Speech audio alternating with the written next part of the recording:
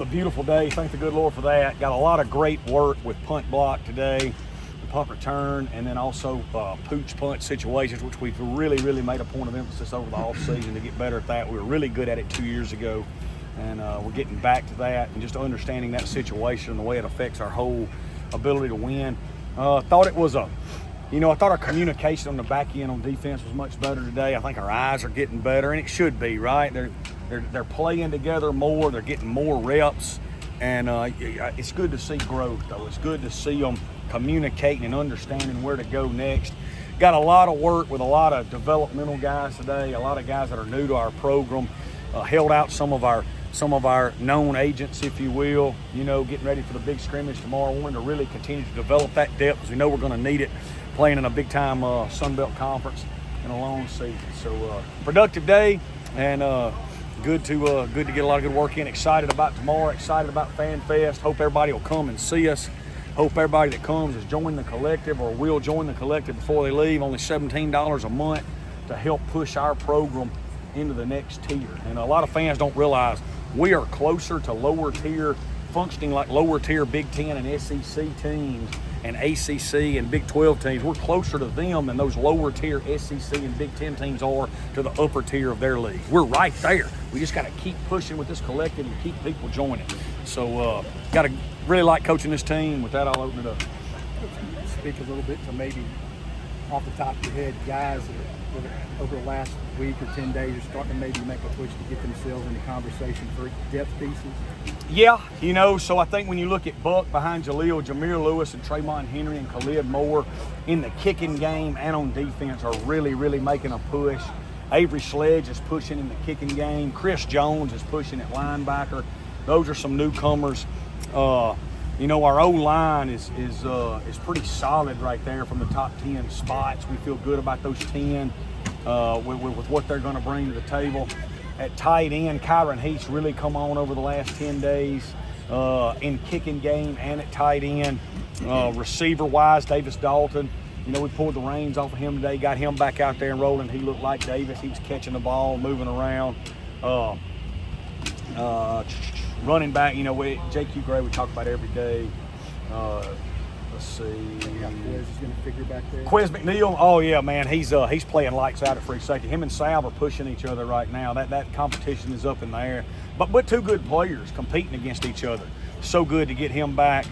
On the interior D line, the young man Caleb Moore from Oak Grove.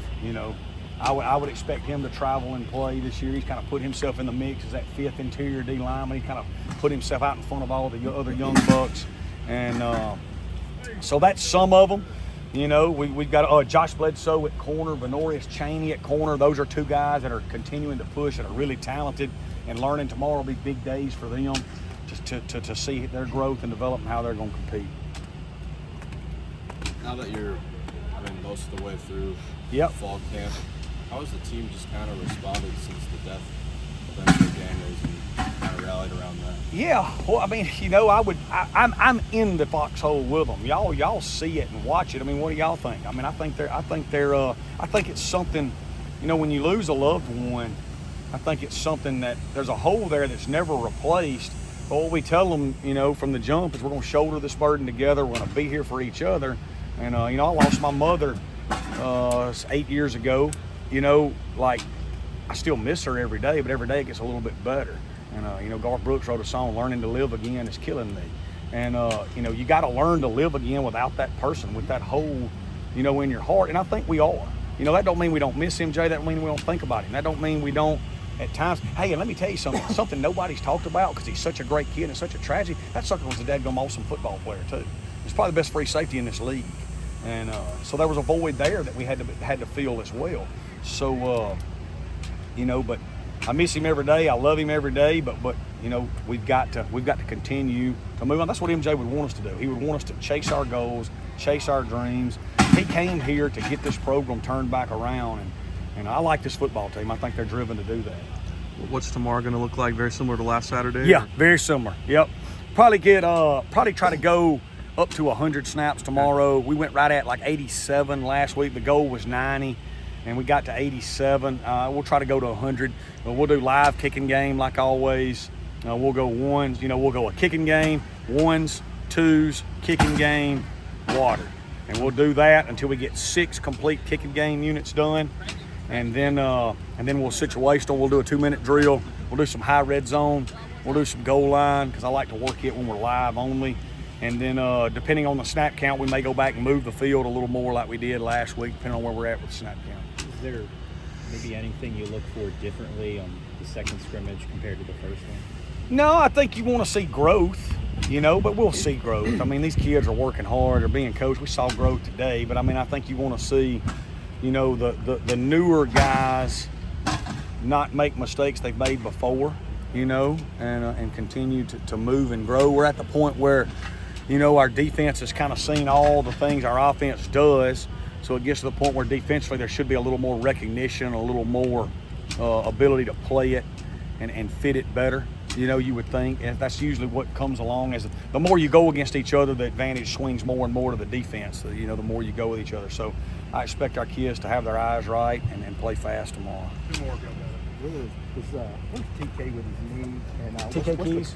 What's the plan for him? You want to get him his 4 games? Yeah, so right now he's competing. He's a really good player. His knee's fine. He has shown some elite speed. He's going to be a big physical kid. Ray Daly just caught a touchdown. Those 2 freshman wideouts we signed, man, they are going to be big, physical, Jason Brownlee-looking wide receivers. They're going to be thicker than that, though.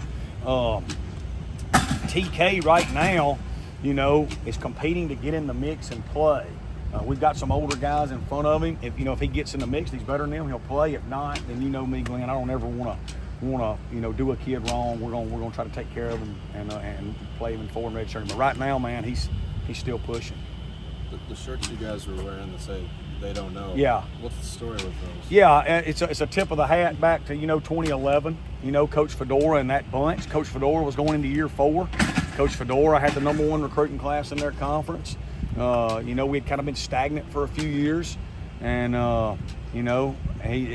they had those shirts that year, and it played into the Houston game, the conference title game late in the year, where nobody gave them a chance, and they played Southern Miss football all year long, 12 wins, and got this thing back rolling like it's supposed to be. And in a lot of ways, we feel like we're in a similar situation. I'm in year 4.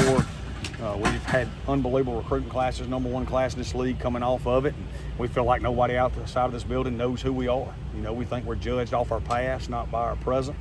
And so it's kind of a tip of the cap.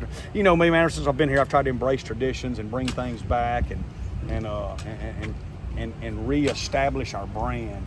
And that was another way to do it, with this bunch, and tip of the hat to them. Good. Off of that, just thinking, did y'all ever have the time or to sit down and to show some clips of that Houston game to these kids based off what was expected of that team, coming into that season? We haven't done that yet. Of course I have, and some of the staff has, and I've talked to Coach Fedora. Of course, Peter Bain, our collective, in charge of the collective, is extremely close to our players. He was on that team. He shared some of that with them. And so they've heard about it. We've talked about it. When we gave the shirts out, we did a whole presentation that night. We didn't show the game, but we talked about what that shirt meant and how it developed and why it's so similar to where we're at right now. Thank you, Coach.